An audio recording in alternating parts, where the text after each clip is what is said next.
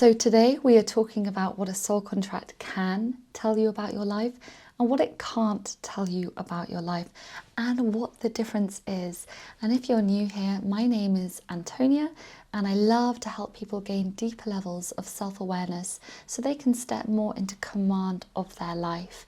And I do this through understanding the energies in your soul contract, and then deep emotional healing to support yourself with what comes through with that. What we're going to talk about today is something I'm very passionate about, and I have lots of different videos and blog posts on my website and on my YouTube channel talking about all the different soul contract frequencies and all the different aspects of your soul contract chart and how it can support you in your life moving forwards. So what I've got in front of me is a soul contract report, and this is basically something that you can get from my website, and it's just a little report on the different energies in your chart. So it's a little different to a reading, but it's a really lovely visual representation of the soul contract. And you were looking at my soul contract, and I really love to share this with people because it's such a deep learning curve for me still looking at my soul contract. So what happens is we take the letters in your birth certificate name. It's very important. It's got to be your birth certificate name. And what we do is we translate them into ancient Hebrew. And there's only 22 letters in the Hebrew alphabet. We do a little bit of maths and we map them onto what we call your Star of David. And thus the star is born, and this is your soul contract that your soul chose to incarnate with in this lifetime. And the reason it comes from your name and not, say, your date of birth, which is more astrology, is sound is frequency. And so the sound of your name creates the energy that ripples outwards into your life, thus creating your experiences back to you. So sound is energy. And I will add that soul contract reading and astrology and human design go beautifully well together, and they all share the same information but from different angles to give you a very well-rounded overview of who you are in this lifetime. So for now, we're going to talk about what the soul contract can tell you about your life, and then we're going to move into what it can't. So the first thing you see is you have these things called physical and spiritual karma. Now, what a soul contract can tell you is where you have had struggles in your life and where you still may have them, depending on your level of consciousness with them. So your karma is basically your greatest challenge, and through your greatest challenge is the seed of your potential. This is what I tell everyone I give a reading to. Your karma is not there to attack you, it's not there to victimize you, it is not there to make life harder, although it does. It's not a punishment. It is an opportunity for you to evolve and expand. It's your soul's choice to choose these specific frequencies for you to work through. And so what I find is knowing our karma, it's like a light bulb. That's why I've always struggled with that. That's why that's been so hard. That's why I had that experience and that experience and that experience. It's so deeply validating and reassuring, and so many people just, their shoulders drop and they breathe a sigh of relief of, oh, I wasn't just going mad, it wasn't just me, I wasn't to blame. No, none of this is about blame or judgment. It's about deep understanding. So for example, with my physical karma of 5 5s, I've always really struggled to speak up and speak out and assert myself, and I always used to attract slightly dominating friends who took advantage of that until I learned to speak up and say, no, I don't want you in my energy. So this is where those energy vampires can creep in with the 5s. And also with the 8s, which are all about boundaries. Again, my karmas are very similar. They really work in tandem. The 5s want to speak the truth and the 8s want to keep the peace. They are the peacekeepers. And I am here to learn to keep my emotions within me and create healthy boundaries with other people. So it's validating that, oh yeah, this is why that happened in the past. And now knowing it, this is how I can move forward. So this is the first thing your soul contract can absolutely tell you. The second thing is, you'll see you've got some talents again, physical talents and spiritual talents. So our talents is what our gift, is what our soul has enabled us with. It is our gifts. It is our beautiful ability to support ourselves and support the world, because we're all here in service.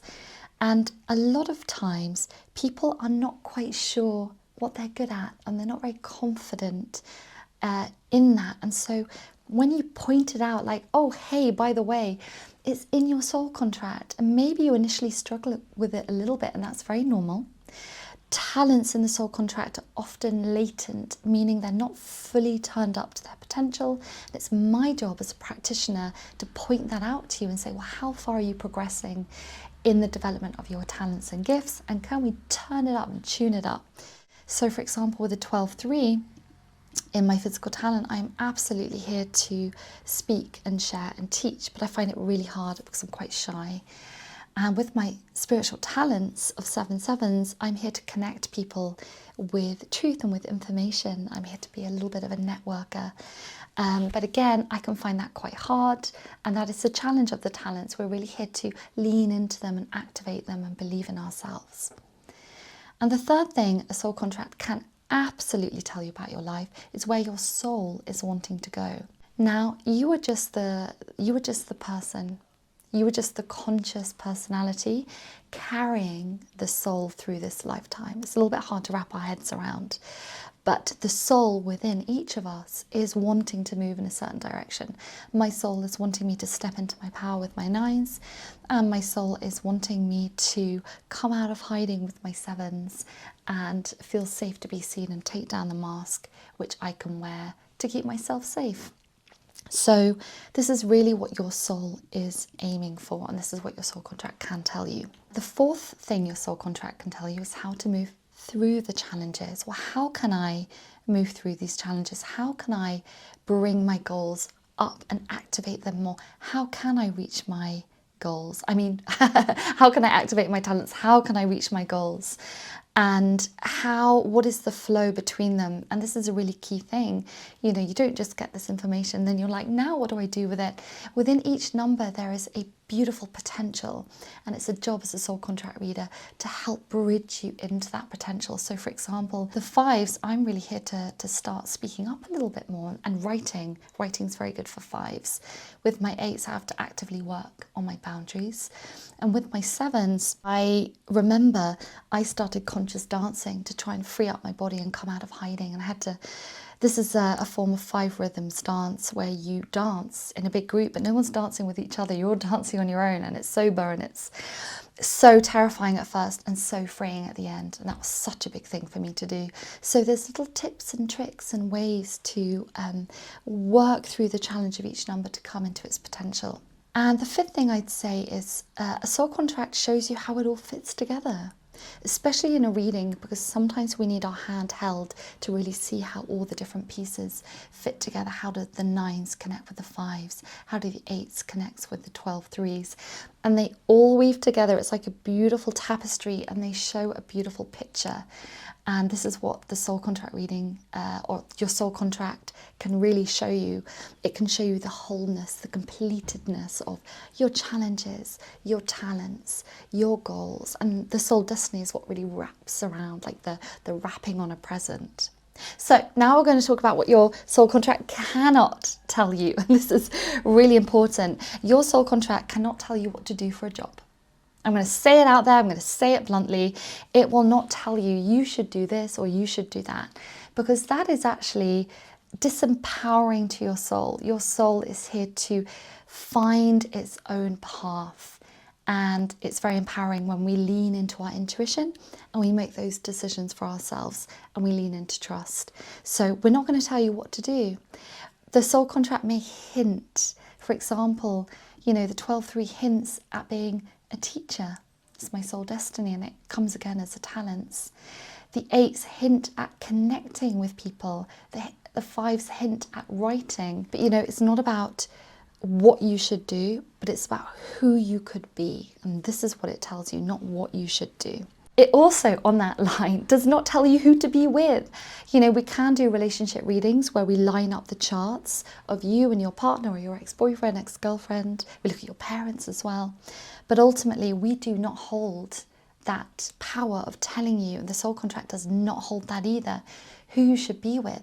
What I will say is, this is it's a whole different topic. Often we are with people for them to teach us something.